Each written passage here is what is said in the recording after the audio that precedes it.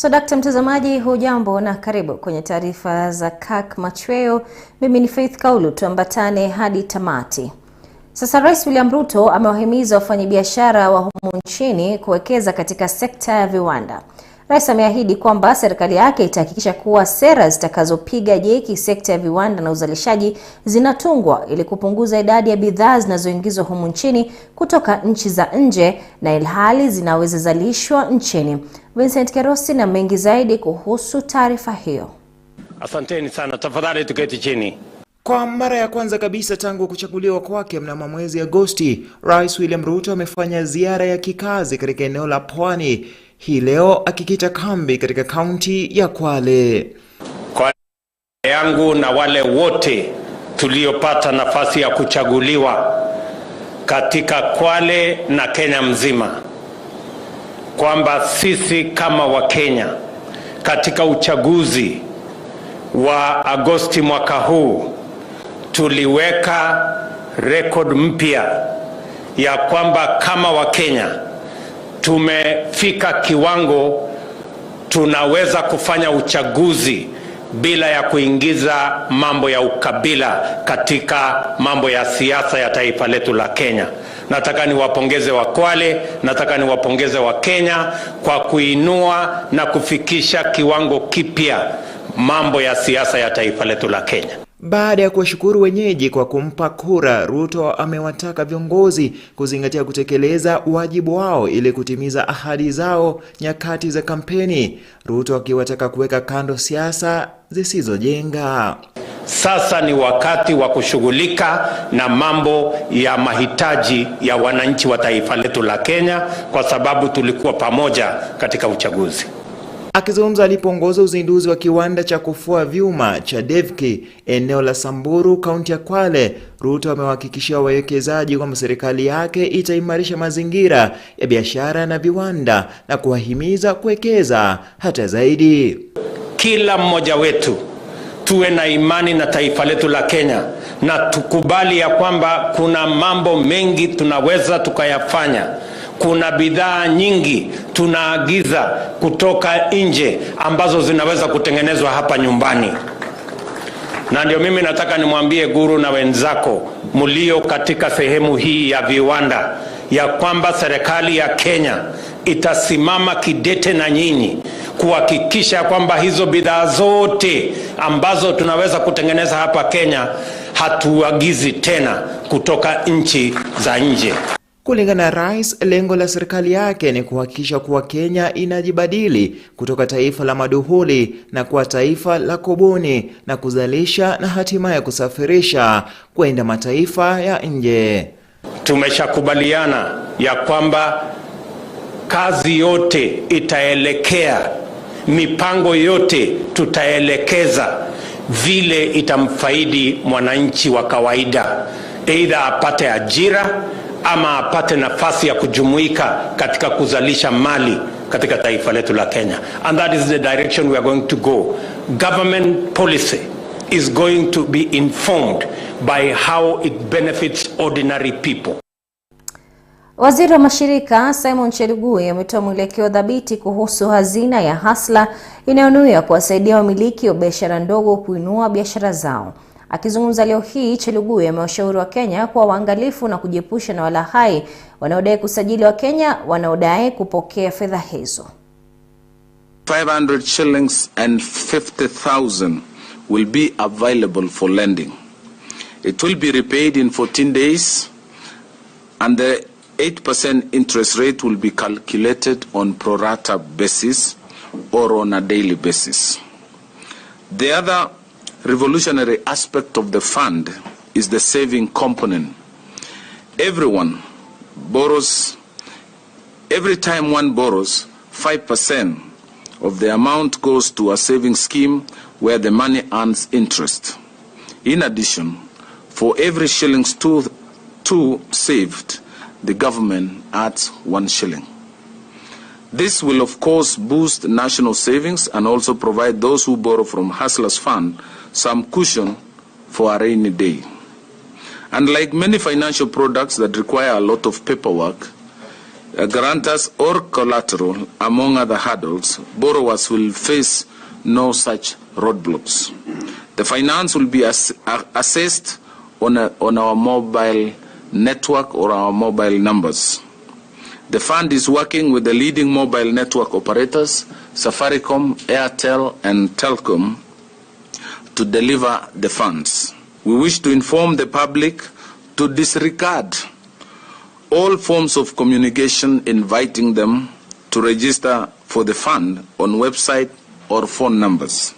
No registration is required, and all that will be required is to dial a code. I've already signed a request to CSICT to allow us to use a special code, short code. There will be no intermediaries. It will just be the hustler and his or her phone. That is on the first product.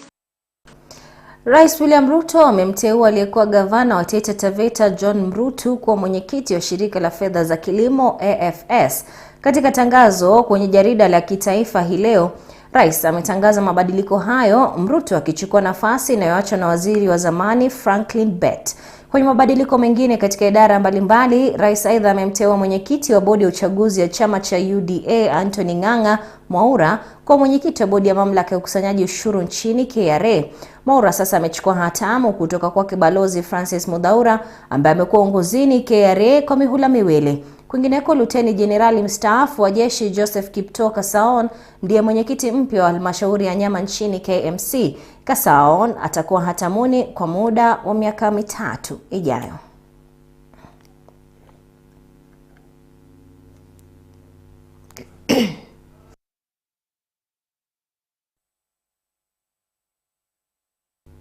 Na mbunge wa Sirisia John Waluhe ameachiliwa kwa dhamana ya shilingi milioni 10 pesa taslimu akisubiria kusikilizwa na kuamuliwa kwa rufaa yake. Waluhe alikuwa amepatwa na hatia na kufungwa na mahakama ya ufisadi kwa ulaghai na kusema uongo mnamo mwaka 2020. Kulingana na karatasi za koti, Waluhe aliitaka mahakama kumwachilia huru akisema kwamba anahatarisha kupoteza kiti chake cha ubunge kulingana na idadi ya vikao anavyozidi kuvikosa. Mbunge huyo aidha alipewa dhamana mbadala ya milioni 20 na mdhamini wa kiwango sawia na hicho.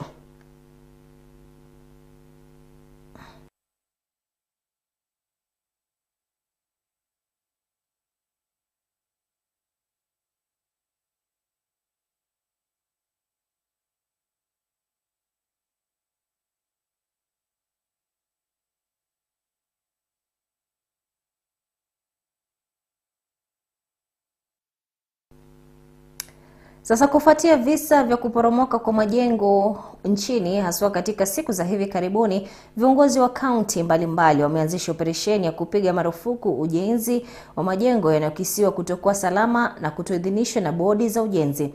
Kaunti ya kwanza kufanya hivyo ni kaunti ya Mombasa, ambapo gavana wa kaunti hiyo Abdul Somad Sharif Nasir ametoa ilani kwa takriban majengo 97.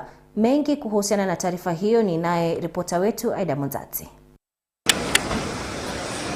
Mara nyingi msimu wa mvua huweka wazi majengo yaliyojengwa bila kuidhinishwa, la kusikitisha likiwa kuporomoka kwa majengo hayo na kupelekea majeruhi na hata maafa. Hili limedhihirika wazi kwenye msimu huu wa mvua. Ndani ya mwezi huu wa Novemba, majengo kadhaa yakiporomoka na kupelekea hasara kubwa. Kutokana na athari hizi, sasa serikali za kaunti zinaonekana kuchukua hatua na kuanzisha operesheni ya kusitisha ujenzi wa majengo ambayo hayajaidhinishwa na huenda yakaleta madhara mengine. Yale yametokea katika maeneo mengine yanafaa kuwa funzo sisi pia tuweze kufungua macho yetu.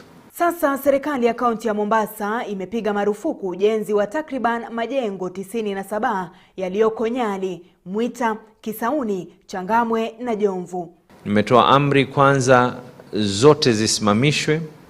Tutawapatia fursa hawa na wengine wote ambao wanataka kujenga na wako katika hali ya harakati za kujenga, kwa sababu hizi ni zile ambazo zimeweza kuchukuliwa na kunaswa. Akitoa marufuku hiyo, vile ametoa makataa ya siku 7 kwa wahandisi kutuma michoro ya majengo husika na stakabadhi hitajika, la sivyo hawataruhusiwa kuendelea na ujenzi. Tujue zile document na drawing zao ziko vipi, na inspection itaendelea kufanywa. Baada ya muda wa siku 7 hizi, yoyote narejelea tena, nimetoa waivers pale mbeleni, nikasamehe deni za watu pale mbeleni, lakini isiwe ni kuwa tunapeana kitu kama hiki ikawa sasa ni watu kutumia ndio fursa. Kwanza hizi zote, a formal stop order will be issued immediately, and thereafter waweze kuapply kama watu wengine wanavyoapply, na ziweze kupatiwa approval kwa njia muafaka unaofaa. Wakati huo Gavana Abdul Swamad Nasir amesema kuwa atarejelea operesheni ya kuwachukulia hatua wote ambao majengo yao yalipewa ilani ya kutojengwa na wakaendelea ujenzi kinyume na sheria. But we cannot allow to be a county that after a disaster happens is when we all start asking what happened. Sasa kaunti ya Mombasa inakuwa ya pili kuchukua hatua hii baada ya ile ya Kiambu kupitia gavana wa Matangi kufanya hivyo pale jumba lililoporomoka eneo la Rwaka. Jina langu ni Aida Munzati nikiripotia Kirk Machweo. Na mtazamaji, tutakwenda kwenye mapumziko mafupi, ila salia papa hapa manake tarajia hivi punde na mengi zaidi.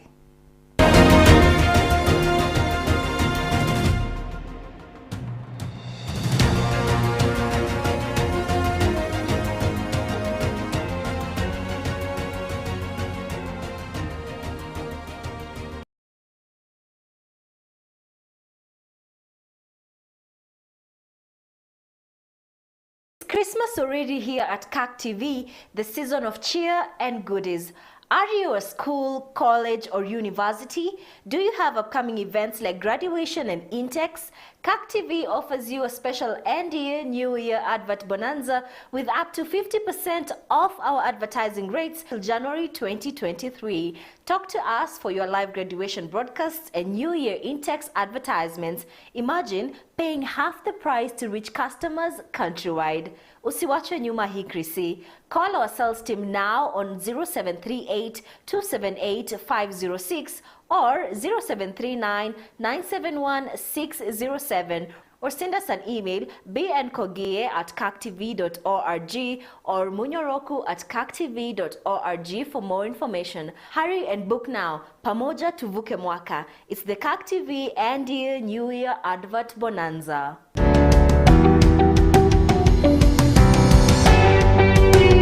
The great people on earth today are the people who pray. Not those who talk about prayer or those who explain about prayer, but those who take time and pray. God answers prayers. Why? Because He hears. His ear is not deaf, so He hears our prayers. Men and women who go before God, we should be men and women of godly standards. Sure. So we abide. Yeah. So that we keep tapping from the source. And as we pray, it is important to tell God that your will be done in this prayer that I'm praying, or about this prayer item that I'm praying about. Not as I will, yes, this is my will, but let your will be done. In these changing times and seasons of uncertainty, whom do you look up to? God keeps His part. Calm rain, calm sunshine. God is still committed. From one generation to another, and it's not like shifting shadows that He will change, but Join Reverend Elizabeth Kimani and Henry Kyra every Wednesday from 8 to 9 p.m. live on Kirk TV for Call Unto Me. 2021, He's still the same God and He has not changed.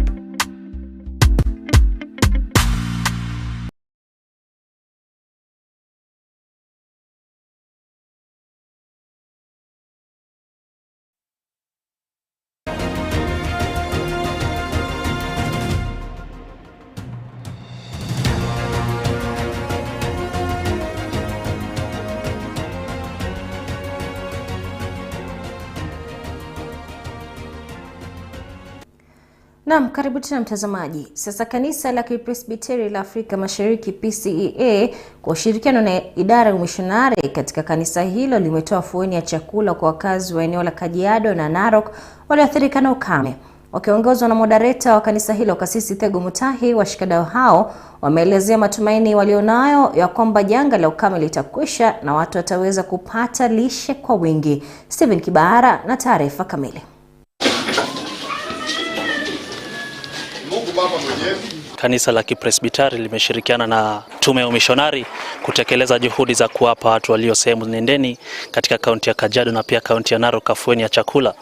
Tuko katika kituo cha mwisho kaunti ya Kajiado ambapo tunaongozwa na moderator wetu wa kanisa la Kipresbiteri kupeana afueni hiyo. Akizungumza katika shughuli hiyo ya kupeana afueni ya chakula, moderator wa kanisa la Presbiteri Mutahi Tego ameelezea jinsi hali inavyoathiri wakazi hao, huku akitumai kuwa msaada huo utaashiria umoja kati yao na baadhi ya wanaoathirika.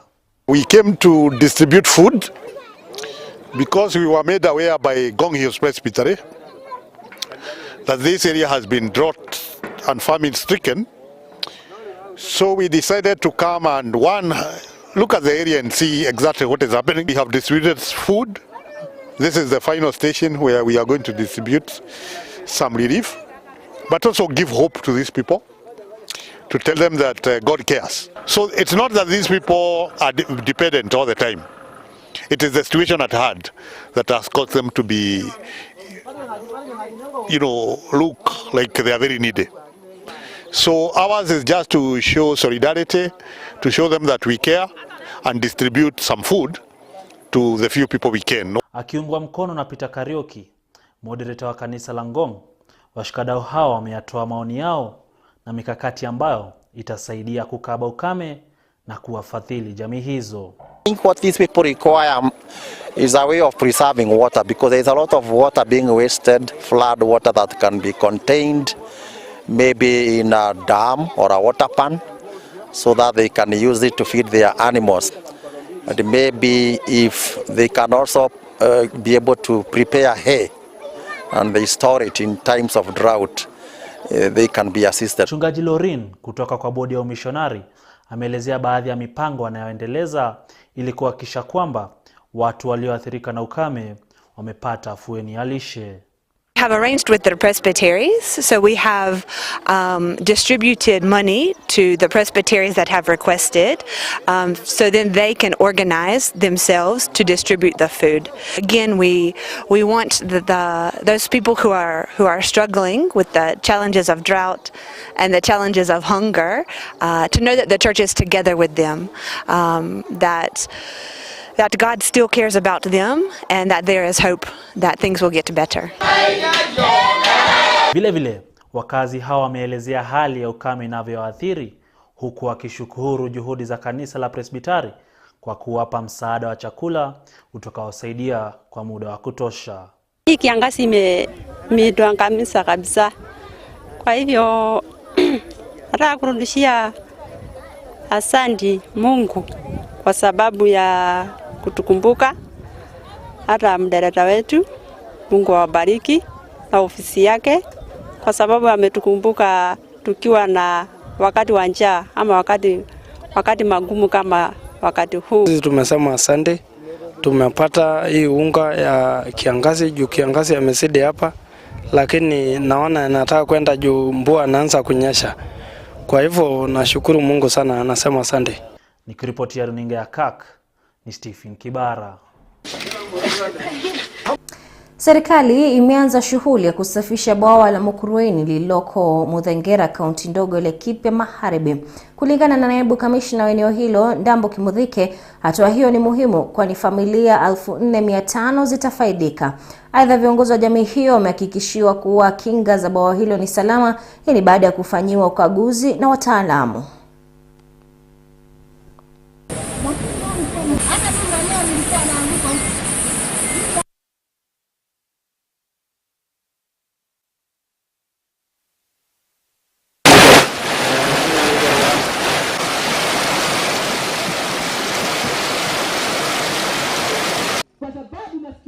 Leo ni siku mzuri sana. Tumekutana na wananchi wa Mukurweini, Muthengera na Kianugu, area hizi zote, tukajadiliana mambo ya hii damu yetu ya Mukurweini damu. Wananchi walikuwa na maswali mingi, mambo mingi wangetaka kujua kutoka kwa serikali kuu na serikali ya county, na tumeongea sana, tumesikizana na tumeagana na wananchi. Tutakuwa tukutana mara mingi ili tuone hii mradi itaendelea vizuri bila matatizo. My name is Ruth Getobai and I'm the regional coordinator for Central Regional Office of the Kenya National Commission on Human Rights. We received a complaint from community members of this area who alleged that the water from Mukurweini Dam was almost bursting its banks, and that children were unable to cross to the other side to go to school, and that people living in this end of the dam were also unable to cross over to access other services like healthcare, going to the markets, and so this concerned us. And we are glad that we have continued to engage various duty bearers, and today we have heard from the community, from all the locations that are affected, even downstream. And therefore for us, we welcome the commitment by the Central Rift Valley Water Development Agency that they are going to build the bridges to facilitate movement of people. Mkeo naibu rais Dorcas Rigathi amehimiza makanisa kutekeleza mikutano ya Injili baada ya shughuli hizo kupigwa marufuku ili kuokoa vijana waliopotoka njia.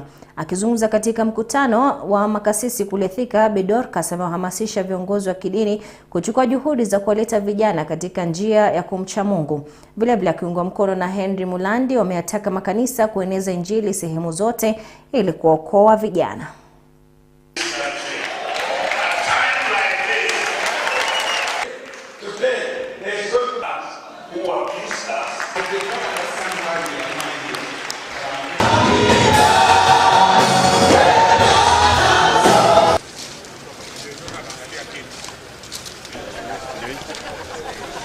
Freedom of association, you know it. It is enshrined in the Constitution. So it is legal for any church or any mosque or any other person who wants to preach to go and preach and to associate with whoever they want and to pray to the God they believe in. And as Christians, we believe in our God, and we are going to preach and we are going to associate with whoever it is, because that is a constitutional right. Tupige makelele ya watu ambao wanamtafuta Mungu. Mimi nitapiga kelele nikimuita Mungu akuje kwa situation ambayo iko hapo. Waseme wasiseme, they will always, kila wakati wako na jambo la kusema kuhusu sisi ama kuhusu wa Kristo. Kwa sababu wako na freedom. There is freedom of speech.